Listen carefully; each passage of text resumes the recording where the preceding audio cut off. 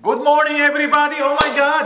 This is a special day big dahil meron akong nabiling mainit na pandesal mga kaibigan. Ayan po mga kaibigan ang pandesal.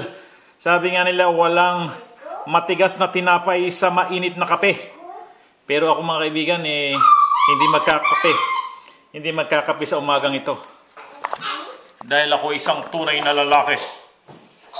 Mga kaibigan, alam niyo ng bata ako, ang pangarap ko lagi na palaman ay walang iba kundi yung keso. Yung Eden cheese o kaya yung keso na keso. Ito, yung kagaya ganito. Yan ang keso na palaman sa pandesal. Yan ang the best.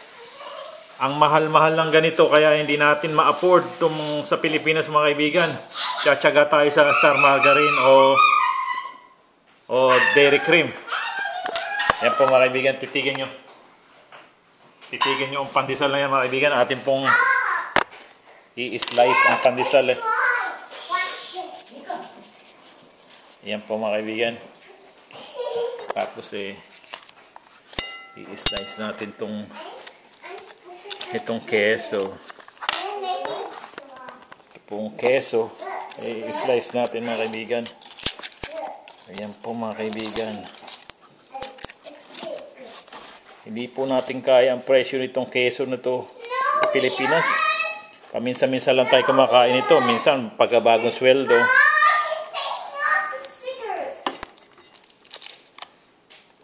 Ayan po mga kaibigan. Ayan po.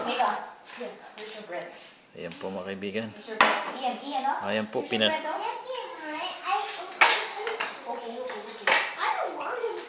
Okay. Ayan po mga kaibigan. Nicholas doesn't want you to turn the thing. Or it won't be an awesome thing. The best talaga. Wow.